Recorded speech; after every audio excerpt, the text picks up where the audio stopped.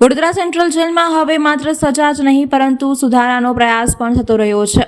અહીંના પાકા કામના કેદીઓને શિક્ષણ આપવાનું ભગીરથ કાર્ય હાથ ધરવામાં આવ્યું છે. આ પહેલાનો મુખ્ય હેતુ કેદીઓને અધૂરું રહેણ શિક્ષણ પૂરું પાડવા માટે પ્રોત્સાહન કરવાનો અને તેને પુનઃ એક આદર્શ નાગરિક બનાવવાનો છે. ઘણા કેદીઓ એવા હોય છે જે મજબૂરીવંશ કોઈ ગુનો કરી બેસે છે. જિંદગીના કઠિન પ્રસંગો, સામાજિક કે આર્થિક પરિસ્થિતિઓએ તેમને એવું પગલું ભરવા મજબૂર કર્યું હોય છે, પરંતુ સમય જતાં પછતાવાનો વારો પણ આવે છે. આવી પરિસ્થિતિમાં જેલનો સમય માત્ર સજા નહીં પરંતુ આત્મમંથન અને નવી શરૂઆતનો અવસર બની રહે છે. આ અભિગમ હેઠળ 30થી વધુ કેદીઓ વિવિધ ઓપન યુનિવર્સિટીમાં અભ્યાસક્રમનો લાભ લઈ રહ્યા છે. શિક્ષણની પ્રક્રિયા નિષ્ણાંત પ્રોફેસરો દ્વારા જેલમાં બેઠા બેઠા ચલાવવામાં આવે છે, જેથી કેદીઓને ગુણવત્તાવાળું શિક્ષણ મળી રહે. જેલ પ્રશાસન દ્વારા કેદીઓ માટે વિશેષ સુવિધાઓ ઊભી કરવામાં આવી છે, જેથી તેઓ પોતાની સજા વચ્ચે પણ અભ્યાસ ચાલુ રાખી શકે. આ અગાઉ વડોદરા સેન્ટ્રલ જેલમાં ITI તાલીમ કેન્દ્ર દ્વારા 80 જેટલા કેદીઓને વિવિધ ટેકનિકલ તાલીમ આપી પ્રમાણપત્રો આપવામાં આવ્યા હતા. શિક્ષણના હકથી વંચિત રહેલા નિરીક્ષક કેદીઓ માટે પણ સાક્ષરતા અભિયાન ચલાવવામાં આવી રહ્યું છે, જેનાથી તેઓ લેખન, વાંચન જેવી મૂળભૂત કૌશલ્યતા વિકસાવી શકે. વડોદરા સેન્ટ્રલ જેલ આ ઉત્કૃષ્ટ અભિગમ કેદીઓના જીવનમાં એક નવી દિશા અને આશાનું કિરણ લઈને આવી શકે છે. સજા અંત નથી, નવી શરૂઆત પણ બની શકે છે. અત્યારે સેન્ટ્રલ જેલ વડોદરાની અંદર 1600 જેટલા કેદીઓ છે હાલના સમયમાં, અને એ લોકોને અક્ષર જ્ઞાન માટે આપણે ક્લાસ ચાલે છે. એમાં એક ટીચર છે, એ પોતે રોજે રોજ એમને સાક્ષરતાના લેસન ભણાવે છે, અને સાથે સાથે અક્ષર જ્ઞાન જે લઈ ચૂક્યા છે એ લોકો અલગ અલગ રીતના, જે લોકો 12મા ધોરણ સુધી ભણ્યા હોય એ ઇગ્નુમાં પણ એડમિશન લીધા છે.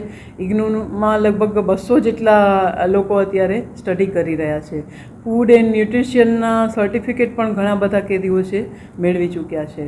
આ ઉપરાંત 150 જેટલા લોકો ડૉક્ટર બાબા સાહેબ આંબેડકર યુનિવર્સિટીમાં અત્યારે સ્ટડી કરી રહ્યા છે, અને બાકી 100 જેટલા લોકોએ માસ્ટર શેફની ટ્રેનિંગ લીધી છે, અને એમાં મલ્ટી કુઝિન કે અલગ અલગ પ્રકારનું કુઝિન છે એને બનાવતા આવડે છે. હમણાં જ થોડા ટાઈમ પહેલાં જ એક પ્રોગ્રામ હતો જેમાં સર્ટિફિકેટ આપવામાં આવ્યું હતું. ITI જે આપણું છે વડોદરાનું યુનિટ, એમના તરફથી એમને પ્લમ્બરિંગનો 80 જેટલા જે ભાઈઓ છે એમને પ્લમ્બરિંગની ટ્રેનિંગ આપવામાં આવી અને એને સર્ટિફિકેટ એનાયત કરવામાં આવેલું. હમણાં 10th અને 12thમાં પણ 11 જેટલા લોકોએ એક્ઝામ આપી. એટલે જેલમાં, અને એક જે ડૉક્ટર છે અત્યારે MDનું પણ એક્ઝામ આપી રહ્યા છે. જેલમાં જ્યારે એક તો સારી લાઇબ્રેરી છે, ઓડિયો લાઇબ્રેરી પણ અવેલેબલ છે, અને જે પુસ્તકો છે એ પણ અવેલેબલ છે. અને અમારા જે DG સાહેબ છે, રાવ સાહેબ, એમને આ વધારે એજ્યુકેશનમાં અને કોઈ પણ પ્રકારનું કે જે સારા રસ્તે જતું હોય કોઈ, એના માટેનું કંઈ પણ હોય તો એ અવેલેબલ બહુ ઝડપથી કરાવી રહ્યા છે. અને જ્યારે અમે આવી કંઈ પરમિશન માંગીએ છીએ તો પણ એ જલ્દીથી મળી જાય છે, કે એ લોકો કંઈક સાક્ષર બનશે, સમાજમાં જશે તો એને ઉપયોગી બનશે અક્ષર જ્ઞાન. અહીંથી એ ટ્રેનિંગ કે કોઈ ડિગ્રી લઈને ગયા હશે તો ભવિષ્યમાં એ સમાજમાં જશે તો આ ડિગ્રી છે એને નવી રોજીરોટી કે નવી નોકરી આપી શકે. એ હેતુથી આ આખું જ આયોજન કરવામાં આવેલું છે. આના સિવાય કયા કયા કાર્યક્રમો અહીંયા ચાલે છે? અહીંયા આના સિવાય પણ જે લોકોને સુથારી કામમાં રસ છે એ લોકો સરસ મજાનું ફર્નિચર બનાવે છે. ઘણાને વણાટ કામમાં રસ છે તો બહુ સારું એવું કાપડ, શેતરંજી જે પણ તમે એમને ઓર્ડર આપો એ સારામાં સારું બનાવી દે છે. અને ખાદી અને કોટન એ બંનેનું હાથ વણાટથી કામ થાય છે, તો એ બહુ જ સારું છે. સૌથી વધારે સ્ટાન્ડર્ડ કહી શકાય એવું જેલમાં પ્રેસ છે, કે પ્રેસમાં લગ્નની કંકોત્રી હોય કે બીજું કંઈ પણ ફાઇલો, સરકારી ફાઇલો હોય, કવર બનાવવાના હોય, કંઈ પણ હોય તો એ પ્રેસમાં બને છે. સાથે સાથે જેલનો પેટ્રોલ પંપ છે, જેલની ખેતીવાડી છે, જેલ પોતાની સબ્જીઓનું પણ ઉત્પાદન કરે છે, અને એનું વેચાણ પણ બહુ જ રિઝનેબલ ભાવે થાય છે. જેલમાં હેર કટિંગ સલૂન છે, જેલમાં દરજી કામ છે, દરજી પણ બહુ જ સારા, અને જેન્ટ્સ અને લેડીઝ બંનેના એ કપડાં સીવી શકે એવા એક્સપર્ટીઝવાળા દરજીઓ છે જેલમાં.